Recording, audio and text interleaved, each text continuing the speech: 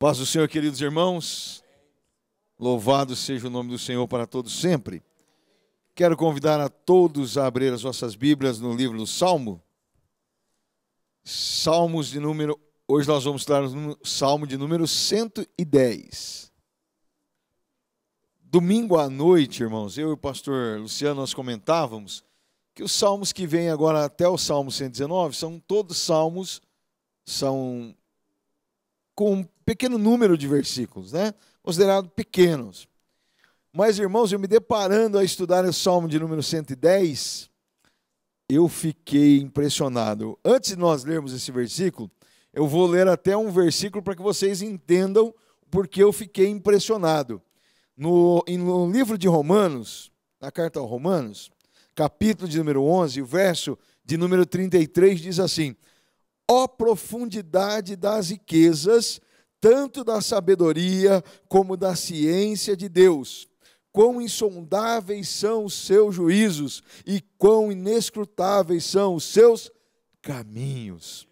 Irmãos, olha, estudando esse salmo, eu vou falar uma coisa para vocês. Eu quero terminá-lo hoje, mas foram 5 horas exaustivas de estudo que eu não conseguia sintetizar o salmo. Falei, se eu for falar tudo aquilo que o Espírito Santo foi jogando na minha mente, e eu fui entendendo, e chorando, e buscando, e meditando ali, irmãos, foi coisa profunda. Quanto mais eu li aquele versículo, o Espírito Santo de Deus ia falando mais coisas, e um assunto ia puxando o outro. Foi difícil sintetizar esse salmo para que nós pudéssemos estudá-lo. Porque assim, até falei na minha oração com o Senhor, tomara que eu consiga transmitir dessa maneira que eu coloquei no papel, porque ficou bem sintetizado, ficou assim, bem justo, né? Mas, ó profundidade das riquezas, tanto da sabedoria como da ciência de Deus, quão insondáveis são os seus juízos e quão inescrutáveis são os seus caminhos. As coisas de Deus são mais profundas, irmãos, do que nós imaginamos. Às vezes nós lemos um versículo e passamos por ele e achamos que não tem nada ali. E quando nós começamos a meditar na palavra, buscar de Deus, e quando nós vamos buscar o auxílio em outras Bíblias, em outros livros, você vai vendo assim e fala assim, meu Deus, e tem mais, e tem mais. E aí você vai lendo outro versículo vai puxando, e quando você vê, é uma coisa maravilhosa, muito profunda, muito profunda. E enquanto eu meditava nessa profundidade, eu me deparei com aquele versículo que nós já estudamos, né? Quando Deus diz assim, haja luz, por exemplo. Antes do sol existir, Deus disse haja luz e tudo houve. Quando Deus disse, né? Olha, que haja aves. E aí começou a sair aquele monte de aves, cada uma de um jeito, umas com umas pernas compridas, outras com umas pernas curtinhas, umas com os bicos compridos, outras com bicos pequenos, estreitos, largos, asas compridas, curtas, asas coloridas, sem cor, assim, branco, preto, outras com inúmeras cores.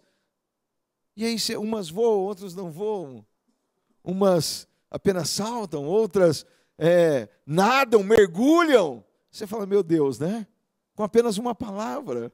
Então imagina só, meu irmão, como a palavra de Deus é profunda. Nós podemos passar aqui dias e dias nesse salmo e nós não conseguiríamos concluí-lo de maneira exaustiva. Nós apenas arranharíamos a superfície, porque sempre Deus tem água nova para nos dar, vai jorrando, é uma fonte inesgotável. Então, irmãos, nós vamos tentar sintetizar este salmo. São 7 versículos e nós pretendemos terminar hoje. Mas olha, tem coisa profunda nesse salmo.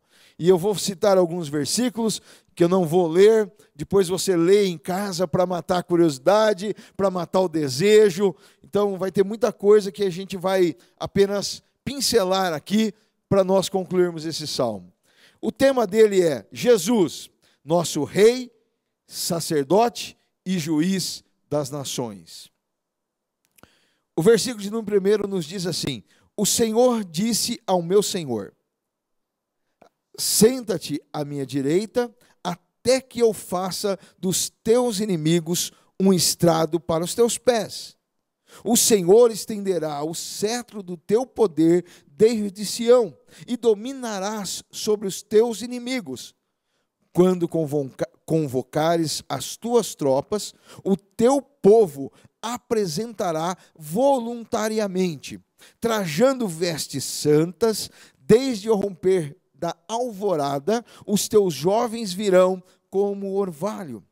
O Senhor jurou e não se arrependerá. Tu és sacerdote para sempre, segundo a ordem de Melquisedeque. O Senhor está à tua direita, ele esmagará reis no dia da sua ira. Julgará as nações, amontoando os mortos, esmagando governantes em toda a extensão da terra. No caminho beberá de um ribeiro, e então erguerá a cabeça. Glória a Deus. Irmãos, esse salmo é um salmo messiânico, foi escrito por Davi, é o salmo mais citado no Novo Testamento.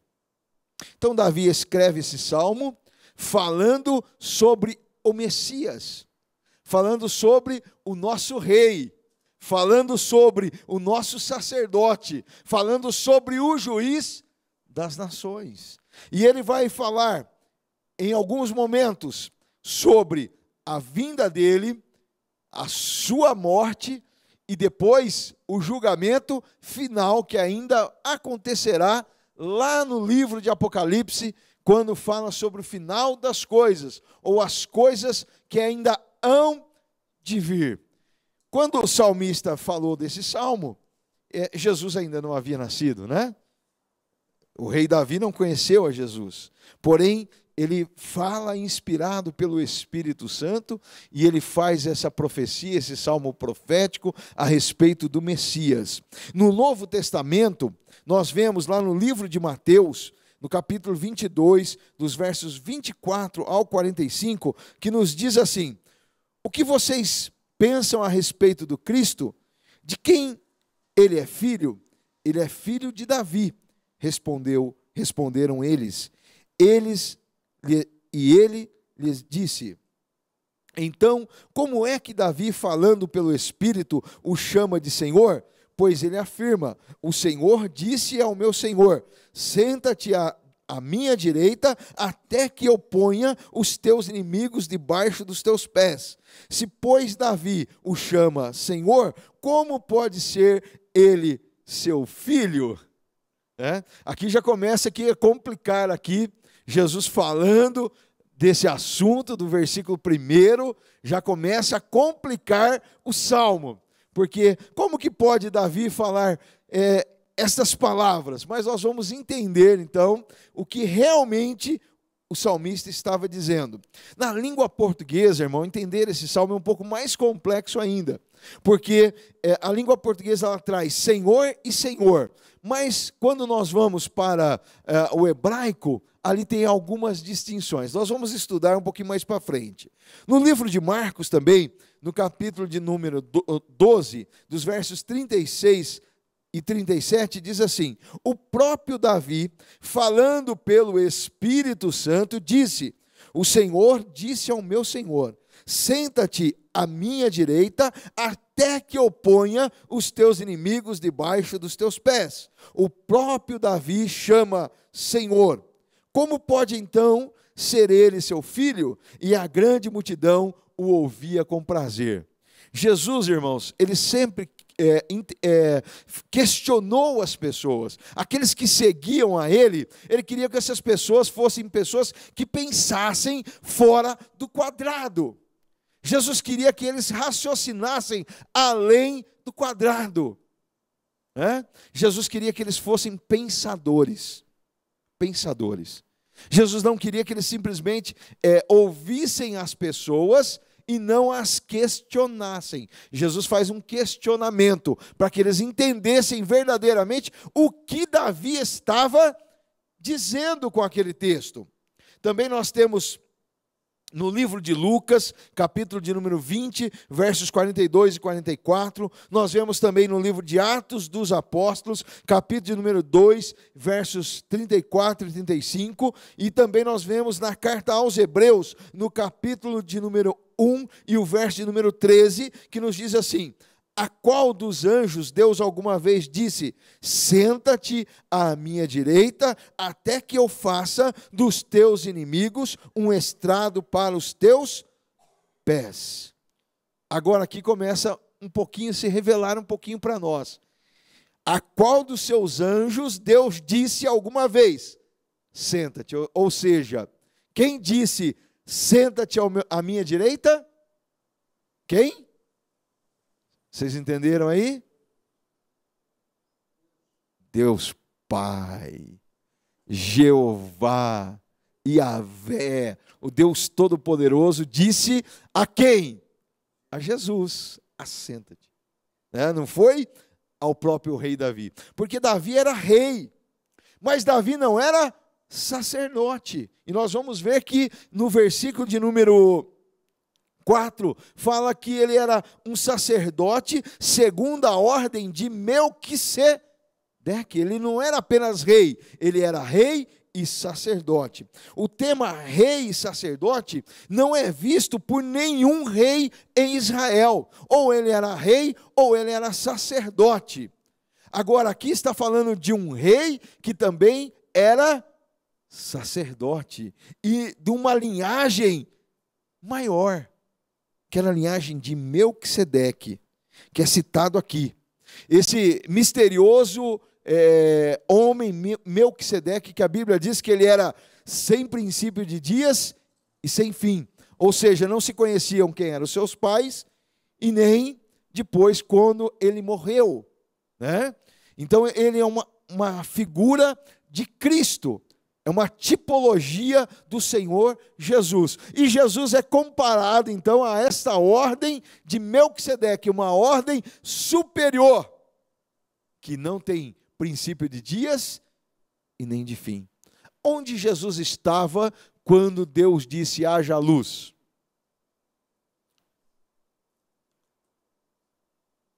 Alguém sabe me dizer? Onde Jesus estava? Pastor Luciano disse que ele estava junto com Deus. Sim ou não? Estava junto com Deus porque ele é Deus. Antes de existir tudo que nós conhecemos, ele é Deus. Ele já existia. Ele não é criatura, ele é criador. Mas quando nós falamos de Jesus, a gente fica um pouquinho meio confuso, meio embaraçado. Por quê? Porque a Bíblia diz que ele deixou o esplendor da sua glória, se despiu de ser Deus e veio na terra como homem e encarnou. Não é reencarnou, ele encarnou. O Deus encarnado como homem para sofrer as mesmas coisas que nós sofremos, as mesmas dores, injúrias, escárnios. Ele passou tudo que eu e você passa. Tudo que um ser humano passa, Jesus passou. Ele chorou, ele teve tristeza, ele sentiu abandono.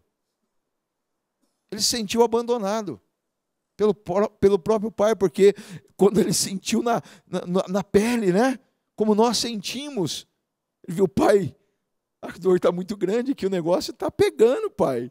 A coisa está difícil aqui. Agora, esse Jesus, esse Deus, que se sujeitou a vir na forma de homem, porque nos ama, ele também morreu, mas ressuscitou ao terceiro dia. E agora ele está ao lado do Pai. Só que ele está ao lado do Pai em que forma? O Pai a gente não vê, porque o Pai está na forma natural dele, ele é um espírito. Agora, e Jesus, como ele está ao lado do Pai? A Bíblia nos diz que ele está com um corpo glorificado. Então nós o vemos como ele era, como um homem. Ele está com um corpo glorificado. Irmãos, o preço que Jesus pagou foi muito grande, ao ponto dele estar hoje com o mesmo corpo que ele estava aqui na terra, um corpo glorificado, como nós teremos também um dia. Ele se sujeitou tudo isso porque amou a mim e amou a você, meu irmão. Ele amou a toda a humanidade e ele se sujeitou a todas estas coisas por nos amar. E o Pai também disse assim: meu filho, olha, o preço que você vai pagar é muito alto. Você está disposto? E ele disse: seja feita a tua vontade, Pai. Deus nos amou ao ponto de entregar esse filho por nós,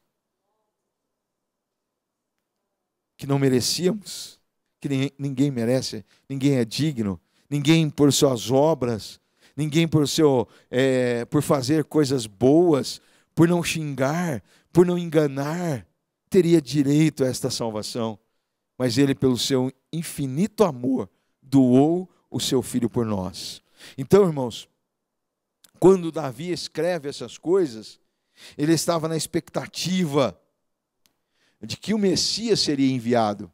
E hoje nós já vivemos os dias em que nós desfrutamos desta bênção. O Messias veio por mim e por você. Olha que maravilha. E a Bíblia nos diz que ele veio para os que eram seus. Ele veio para os que eram seus, um povo específico. Mas esse povo não recebeu. Mas a todos quanto o receberam, deu-lhes o poder de serem filhos de Deus. Aleluia. Glória a Deus. Você pode aplaudir ao Senhor? Eu estou alegre. Aleluia. Glória a Deus. Glória a Deus. Obrigado, Jesus. Nós temos condição agora de sermos filhos de Deus. Por quê? Porque nós recebemos a Jesus como nosso único e suficiente Salvador. Oh, coisa maravilhosa. Aleluia. Jesus, irmãos, ele é o nosso sumo sacerdote. Jesus de Nazaré, aquele que nasceu numa simples manjedoura, a qual agora esse salmo nos diz que ele é rei, sacerdote e juiz das nações. Que coisa maravilhosa. Nasceu numa manjedoura, mas agora aqui o salmista o põe como rei, sacerdote e juiz. Vamos ver o verso primeiro. O Senhor disse ao meu Senhor: senta-te à minha direita, até que eu faça dos teus inimigos um estrado para os teus pés. Primeiro, irmãos, aqui, então nós vemos que o rei Davi está falando de duas pessoas diferentes. Como eu disse para vocês, primeiro nós precisamos de entender no original. No original está dizendo, quando diz o Senhor, disse ao meu Senhor, está dizendo assim: o Senhor Yahvé Todo-Poderoso, o Deus Todo-Poderoso, disse ao Senhor Adonai, ao meu Senhor. Adonai é o meu Senhor. Ou seja, Deus disse a Jesus: assenta-te à minha direita. Não está dizendo para Davi assentar à direita, mas está dizendo a alguém superior a Davi. Se você fosse na nação israelita e perguntasse quem é o homem mais importante aqui em Israel, na época de Davi, diriam: é o rei Davi. E eles diriam os feitos de Davi e contariam tudo aquilo que Davi havia realizado para que justificasse que ele fosse o homem mais importante de Israel. E hoje, se você perguntar a um judeu qual foi o maior rei em Israel, ele vai te dizer Davi. Só que Davi está dizendo: olha, eu sou nada, tem um que é superior a mim, E a esse Deus disse para ele: assenta-te à minha direita, até que eu faça dos teus inimigos um estrado para os teus pés. Deus está dizendo: meu filho, os teus inimigos são meus inimigos, e os teus inimigos vão ser vencidos. E a Bíblia diz que os inimigos são a morte, Satanás, falso profeta, o mundo. E aqui o Senhor revela que o Deus Todo-Poderoso faria que Adonai fosse vitorioso. Essa posição é uma posição de honra dada por Deus após Jesus ter morrido e ter sido recebido nos céus novamente. Essa foi a posição que foi dada a Jesus. Uma vitória absoluta, uma posição de quem realmente é vitorioso. A maior posição, estar nos céus, junto com Deus.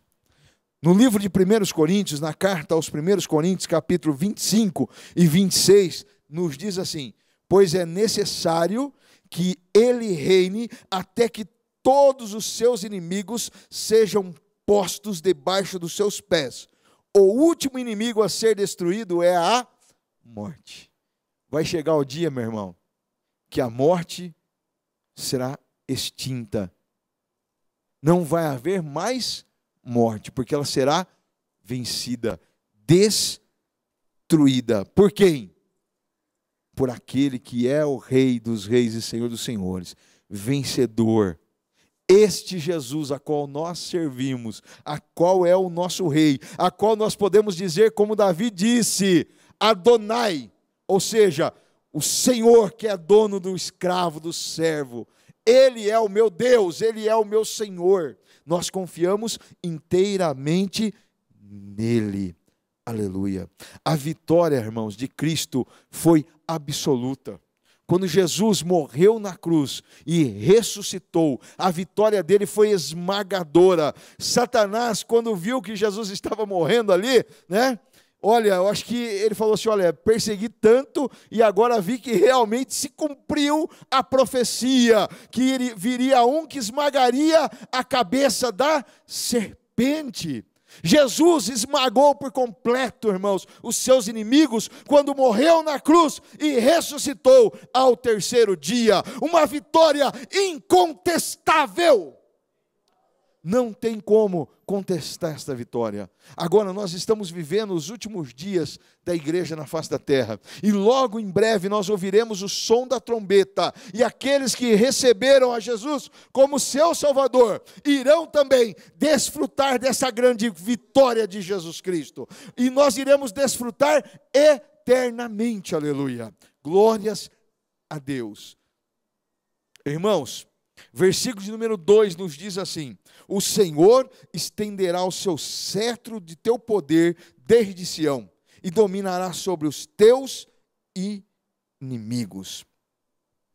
O cetro significa autoridade, e o Senhor estende essa autoridade a Jesus, para que ele domine. Ou seja, Deus Pai outorga o poder a quem? A Jesus. Meu filho, você tem todo o poder de dominar.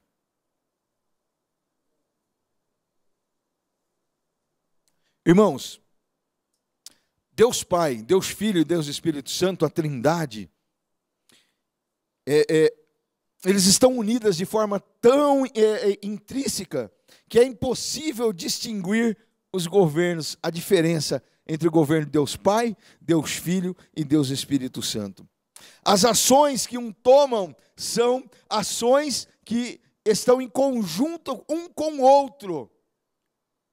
E elas não podem se separar. Como eu disse no começo, onde estava Jesus? Quando Deus disse, haja luz. Estava ao lado do Pai. Onde estava o Espírito Santo?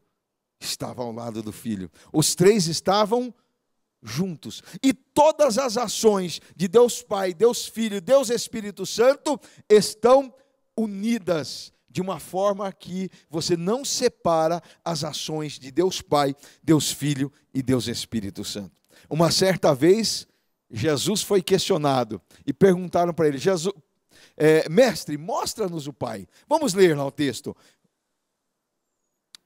No Evangelho de João, no capítulo de número 14, dos versos 8 ao 11. Disse Felipe: mostra-nos o Pai e isso nos basta. Queremos ver o Pai. Queremos conhecer o Pai. Jesus respondeu: você não me conhece, Felipe? Mesmo depois de eu ter estado com vocês durante tanto tempo, quem me vê, vê o Pai. Como você pode dizer, mostra-nos o Pai? Você não crê que eu estou no Pai e o Pai está em mim? As palavras que eu lhes digo não são apenas minhas. Pelo contrário, o Pai que vive em mim está realizando a sua obra. Creiam em mim quando eu digo que estou no Pai e que o Pai está em mim. Ou pelo menos creiam por causa das mesmas obras. Ou seja, Felipe estava querendo conhecer o Pai, mas Jesus disse: olha, eu e o Pai estamos juntos. Ou seja, o cetro de Deus já havia sido estendido a Jesus. Todo o poder estava com Jesus. Jesus estava com o poder. E tudo aquilo que ele fazia era a vontade do Pai. Olha que coisa linda, irmãos. Que coisa maravilhosa. E aí, irmãos, eu comecei a meditar nessa passagem que o Pai e o Filho estavam unidos em um, e eu comecei a me lembrar da oração de Jesus. No mesmo livro de João, no Evangelho de João, no capítulo 17, e o verso de número 20, diz assim: minha oração não é apenas por eles, mas rogo também por aqueles que crerão em mim, por meio da mensagem deles, para que todos sejam um.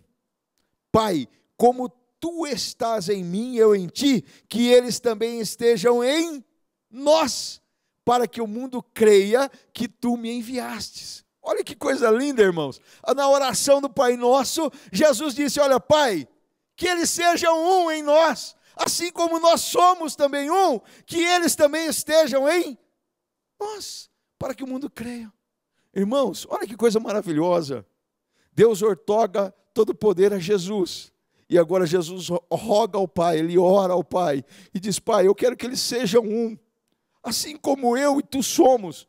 Que a minha igreja, que os meus filhos, os meus servos, todos aqueles que creem em mim, ó Pai, também sejam um em nós. Irmãos, nós estamos ligados a Jesus Cristo. Por isso que muitas das vezes nós precisamos de mudar os nossos atos, os nossos pensamentos. Muitas coisas que nós praticamos, nós não podemos mais praticar, porque nós estamos ligados ao Pai, nós estamos ligados ao Filho, nós estamos ligados ao Espírito Santo de Deus, e nós somos um. Nós não pertencemos mais a este mundo, nós não temos mais o DNA do pecado, mas nós temos o DNA de Cristo em nossas veias. O sangue de Jesus corre em nós, e nós temos que viver uma vida diferenciada, aleluia. Tem um hino que diz assim: Pai, faz-nos um, pois nos tem dado tua glória, para que sejamos um. Perdoa-nos as ofensas, olhamos as diferenças, quando teu amor já nos uniu, o teu amor já destruiu o que nos separava. Faz-nos um. A nossa unidade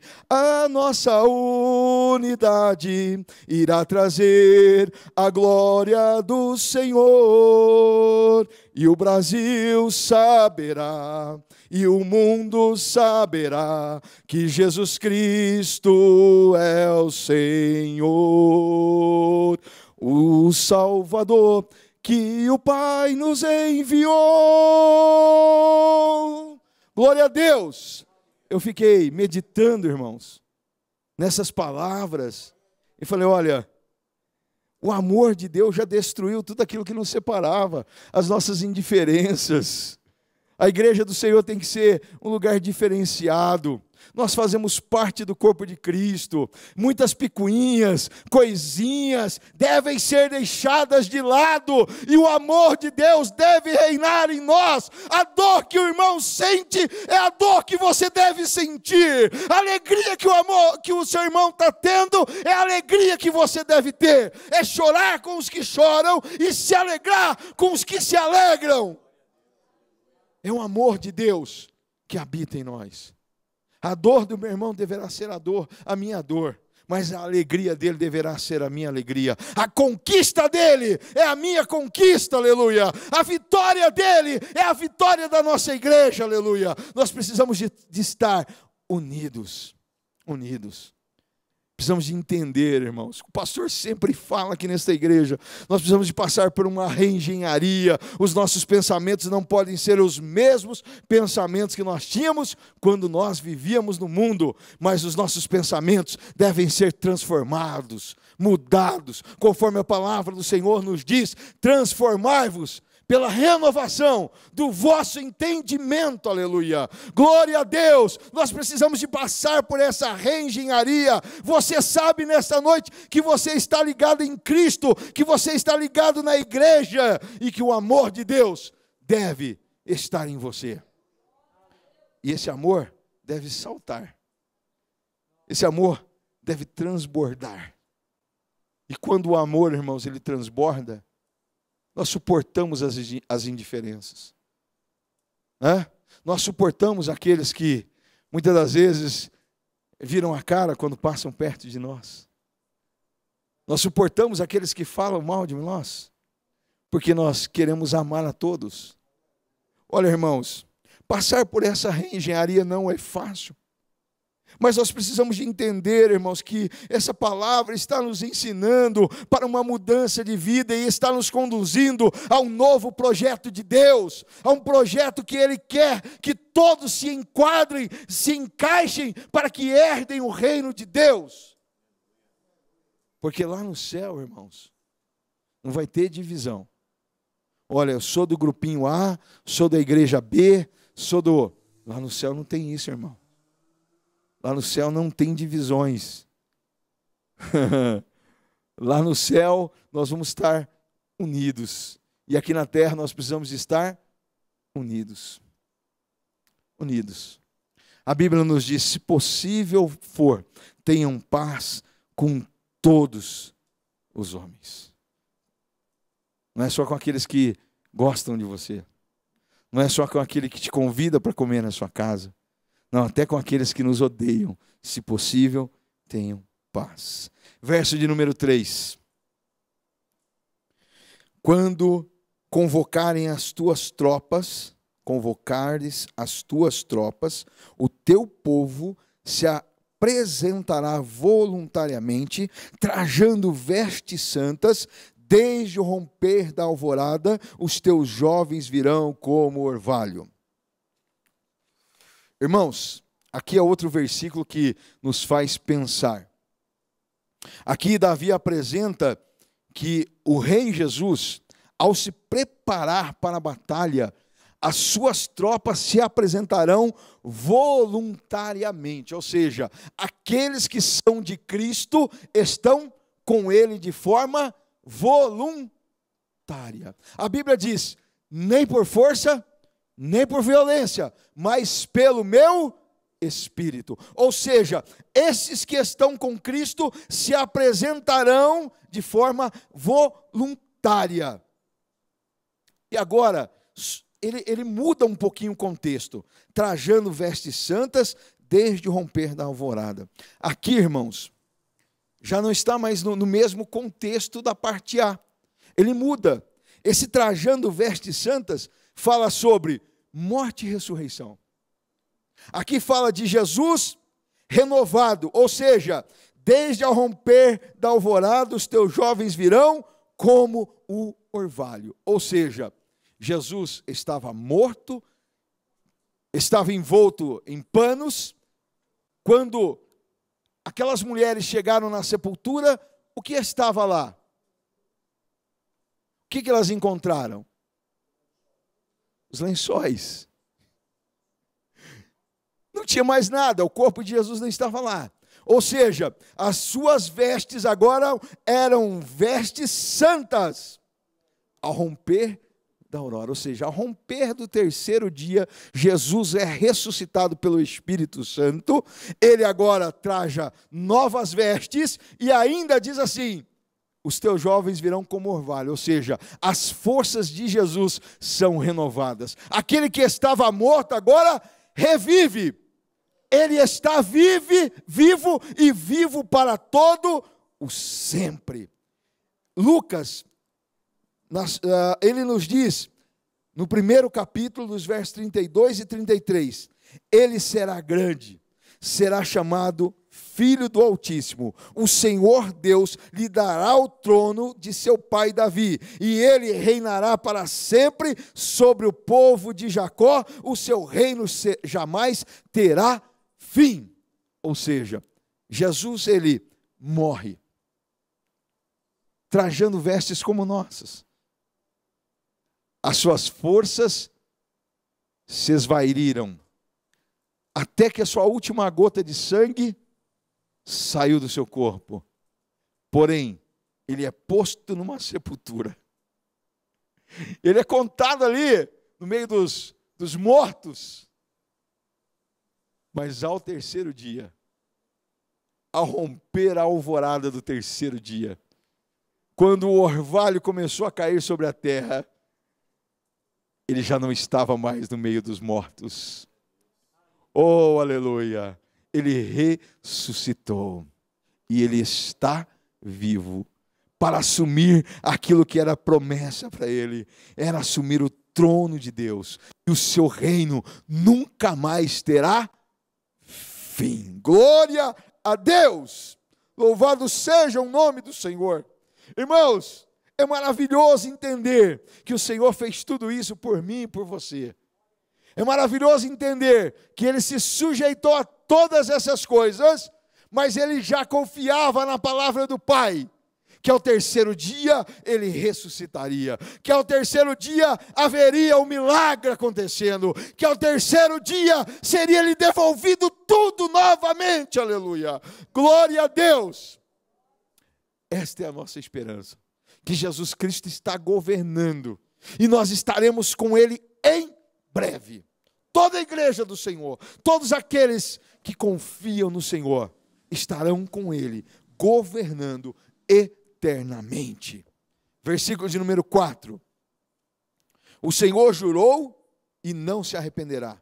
Tu és sacerdote para sempre, segundo a ordem de Melquisedeque. Irmãos, aqui é aquela situação inusitada que eu disse para vocês. Davi era da tribo de Judá. Davi pertencia à tribo de Judá. Se Jesus era da tribo de Judá, ele não poderia ser da ordem dos levitas, dos sacerdotes, porque eles eram da tribo de Levi. Os levitas e os sacerdotes eram da tribo de Levi. Jesus era da tribo de Judá. Então, como poderia ser um rei e sacerdote, sendo que ele era da tribo de Judá? Ele não poderia ser da tribo de Levi também. Mas a Bíblia diz que ele era sacerdote segundo a ordem de Melquisedeque. Na carta aos Hebreus, no capítulo de número 7, você vai ler na sua casa o capítulo de número 7 inteiro. porque ali vai ter uma explicação maravilhosa. Se você ler o capítulo de número 6, é muito bom também. Mas o capítulo de número 7 fala sobre a ordem de Melquisedeque. Jesus, um sacerdote, segundo a ordem de Melquisedeque. Nós vamos ler apenas alguns versículos. O versículo 14, depois nós vamos ler o versículo de número 15. Pois é evidente que o nosso Senhor, descendente de Judá, tribo na qual Moisés nada fala quanto ao sacerdócio. Ou seja, se Jesus era da tribo de Judá, ele não poderia exercer o sacerdócio. Agora, quando nós vemos que a palavra diz: tu és sacerdote para sempre, segundo a ordem de Melquisedeque. Olha, aí muda de figura. Aí muda. Por quê? Porque era uma segunda ordem. Era uma ordem que não era contada como as da tribo de Levi. Quando nós vamos para a tribo de Levi, você vai ver que os sacerdotes falharam. Vamos dizer no português bem claro, pisaram na bola, né, Sandra? Todos aqueles homens, Eli e diversos homens que passaram pelo sacerdócio, não conseguiram fazer nada, porque eles tinham DNA do pecado. Eles iam lá, matavam, imolavam, sacrificavam, mas antes de sacrificar, oferecer o sacrifício pela nação, eles precisavam de oferecer sacrifício a si mesmos, porque eles também viviam no pecado. E a Bíblia fala também de troca ali de sacerdócio, por causa de uma promessa, houve uma mudança dentro das famílias sacerdotais, houve uma mudança, por causa de uma desobediência de um sacerdote. O sacerdote desobedeceu, Deus trocou, pulou a sua família, passou para a ordem do seu irmão. Mas enfim, mesmo essa mudança também, os sacerdotes eram falhos. Porém a Bíblia fala sobre Melquisedeque, a qual Moisés encontra, Abraão encontra este homem, e a Bíblia diz que Abraão paga o dízimo para Melquisedeque. E ali fala sobre este homem, que ele era rei de Salém e sacerdote. Engraçado que Jesus também foi rei em Salém. Davi foi rei em Salém. A Bíblia fala imensamente sobre Salém, Davi governando lá, né? Porém, ele não poderia ser sacerdote. Agora, vem Jesus, segundo a ordem de Melquisedeque. Uma ordem que não tinha nada a ver com os levitas. E este, assim, um homem que não tinha pecado. Enquanto aqueles tinham que oferecer um sacrifício pelos seus pecados, Jesus ofereceu o único sacrifício por nós, porque ele não tinha pecado. E todos os sacerdotes tinham que oferecer continuamente holocaustos, imolar vítimas. Porém, Jesus foi a única vítima. De uma única vez, ele perdoou o pecado de toda a humanidade. E não é necessário mais que se continue imolando animais, porque o sangue de Jesus nos purifica de todo pecado. E no versículo em Hebreus capítulo de número 4 e verso de número 15, nos diz assim: pois não temos um sumo sacerdote que não se compadeça das nossas fraquezas, mas sim alguém que, como nós, passou por todo tipo de tentação, porém sem pecado. Ou seja, os outros sacerdotes pecavam, esse não. E esse pôde oferecer uma vez só um sacrifício único, agradável, perfeito diante de Deus. E aí nós não precisamos mais do sacerdote levita, porque tem um sacerdócio superior, que é Jesus Cristo. Versículo de número 5. O Senhor está à tua direita, ele esmagará os reis no dia da sua ira. Nós vemos nos versículos anteriores que Jesus convida o seu exército para a batalha, e aqui nós vemos que ele está pronto. Jesus, o Senhor Adonai, o meu Senhor, o Senhor de Davi, está pronto para destruir o governo maligno na terra e subjugar as nações. Irmãos, não é um ato de misericórdia mais. Quando Jesus desce à terra e morre por nós, ele demonstra o seu amor, a sua misericórdia. Aqui vai ser um ato de guerra. Um ato de guerra, de força. Em Apocalipse, capítulo de número 2, verso de número 27, nos diz assim: ele as governará com cetro de ferro e as despedaçará a um vaso de barro. Ou seja, Deus virá com todo o seu, Jesus virá com todo o seu poder. Não vai apenas agora vir assim, né? De forma mansa, branda. Olha, como ele disse, né? Quantas vezes o Senhor pregou sermões o dia inteiro, com aquela paciência, né? Imagine explicar, reexplicar, e falava, e as pessoas não entendiam. E aí ele faz o maior sermão dele a um jovem, né? Vai pela madrugada, chega lá de madrugada, quietinho, na calada da noite, e ele vai lá, olha, mestre, eu não estou entendendo. E o Senhor vai lá, olha, é necessário nascer de novo. Se você não nascer de novo, Nicodemos, não tem como. Mas como assim, mestre? Olha, vou entrar de novo no ventre da minha mãe? Como eu vou fazer isso? Aí o Senhor, com toda a paciência, explica para Nicodemos o novo nascimento. Então, esse Senhor agora virá de forma diferente. Ele virá com poder. E ele esmagará, despedaçará os governos da terra. Aqui, se nós fôssemos entrar, aqui nós ficaríamos um grande período aqui para entender esse texto. Na verdade, aqui já está falando lá do governo do anticristo, na grande tribulação, em que o Senhor descerá, pisará no Monte das Oliveiras. O Monte das Oliveiras vai se fender de um lado ao outro, vai nascer um rio. Esse rio vai correr até o Mar Morto, dar vida. E aqui o Senhor destruirá todos os seus inimigos. E aí começa um novo tempo, o milênio. Mas nós não vamos entrar nesse assunto. Versículo de número 6. Julgará as nações, amontoando os mortos. Olha só, irmãos. Olha como vai ser a destruição. Amontoando os mortos e esmagando os governantes em toda a extensão da terra. No caminho beberá dele um ribeiro e então erguerá a sua cabeça. O domínio de Jesus, irmão, será um domínio absoluto. A Bíblia nos fala que da sua boca sairá uma espada. E essa espada, irmãos, terá uma eficácia muito maior do que uma bomba atômica.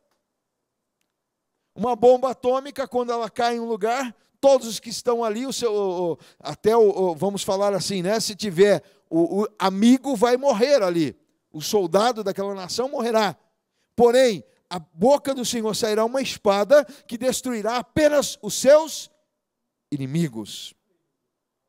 E ele marchará triunfante de cabeça erguida. E ele julgará de forma indiscriminada grandes e pequenos, valentes e covardes, reis e plebeus. Vai julgar a todos de forma correta. Hoje em dia, né, nós vemos que alguns aí conseguem pagar uns bons advogados, conseguem se esquivar da justiça, né, pelas brechas que tem nas leis, né, ou até mesmo diminuir a pena, ser beneficiado, não é isso?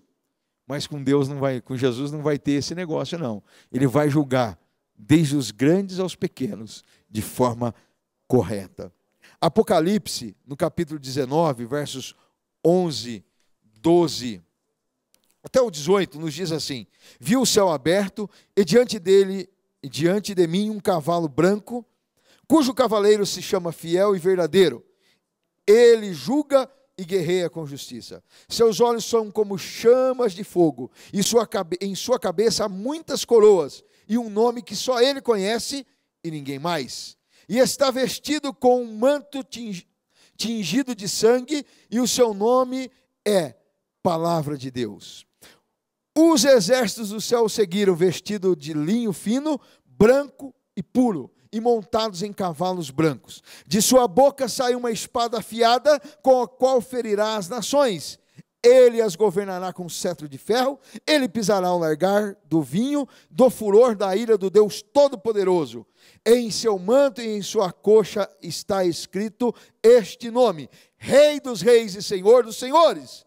Vi um anjo que estava de pé no sol e clamava em alta voz a todas as aves que voavam pelo meio do céu: venham, reúnam-se para o grande banquete de Deus, para comerem a carne de reis, generais, poderosos, carne de cavalos e seus cavaleiros, carne de todos, livres e escravos, pequenos e grandes. Olha, irmãos, que coisa. Esta é a grande batalha do Armagedon. Os homens se levantarão contra Deus, mas do Senhor Jesus sairá uma espada e ferirá a todos. Irmãos, como eu disse, não vai importar se é rei, se é grande, se é pequeno. Todos os que se levantaram contra ele serão destruídos. E eu tenho às vezes a gente ouve, né, algumas coisas, algumas pessoas que dizem assim: se Jesus viesse à terra novamente, matariam ele de novo, crucificariam ele. Meu irmão, eu tenho na minha imagem, desde pequeno, na minha mente, essa imagem do livro de Apocalipse. O Senhor montado em um cavalo branco, com coroas na cabeça, suas vestes maravilhosas, e na sua coxa, Rei dos Reis e Senhor dos Senhores. Quem poderá tocar nesse homem, que é Deus? Ninguém. E as pessoas acham que, olha, se Jesus viesse aqui, não. Ele veio, foi humilde, se sujeitou a morrer, e uma morte terrível, cruel, a qual os crucifixos nas igrejas, ou pendurado nos pescoços das pessoas, ou nas imagens ainda relatam Jesus ainda na cruz. Mas Jesus já não é mais o mesmo que estava na cruz. Hoje ele detém todo o poder, porque o cetro de Deus foi estendido sobre ele, e a glória de Deus está sobre ele. O poder, a majestade de Deus, ele é Deus, ele governa céus e terra, e ele julgará todas as nações. Este é o juiz das nações, mas é aquele que nos garante a vitória, é aquele que nos dará a vida eterna, é aquele que nos dá a salvação, é aquele que nos liberta do pecado e da justiça e do juízo. É Jesus, o Filho de Deus. Alguns o têm ainda como morto numa cruz, mas ele já ressuscitou, ele vive. Jesus vive, Jesus vive, ele vive, Jesus vive, ressuscitou. É este Jesus que eu estou aguardando. É este Senhor dos senhores que eu estou esperando. É esse Senhor Adonai, a qual eu sirvo, mediante as lutas, na hora da alegria, com dinheiro, sem dinheiro, com saúde, sem saúde. É esse Senhor que eu sirvo, Jesus Cristo, que irá governar em breve. Você que aspira o poder da terra, cuidado para não ir contra o poder de Deus. Em breve ele governará, todas as nações se curvarão diante dele, e nós estaremos com ele para governar eternamente. Amém. Pai, te louvamos, Senhor, pela tua palavra tão maravilhosa, tão profunda, ó Deus. E como, Senhor, nós temos falado, nós apenas arranhamos, mas nós já sentimos esta alegria de poder, ó Pai, receber, ó Deus, a tua palavra em nossos corações, de saber, ó Pai, que o Senhor é Rei dos reis e Senhor dos senhores, saber, ó Deus, que o Senhor tem sido, ó Pai, honrado pelo Deus Pai, e que toda a honra e toda a glória que é dada a Ti, é dada a Deus Todo-Poderoso. que toda honra que nós damos aqui ao Espírito Santo de Deus é também honra a Deus Pai Todo-Poderoso, que criou os céus e a terra. Nós te louvamos, ó Pai, por ser esta família, meu Pai, por aquela oração que o Senhor fez, dizendo, ó Deus, para que nós pudéssemos ser um, como Tu e o Pai são um. E nós sentimos, ó Pai, honrados por fazermos parte desta família, ó Pai. Apesar de não sermos merecedores, mas o Senhor tem usado de misericórdia, de bondade, de amor tão infinito, e nós podemos dizer que somos um em Ti, ó Pai.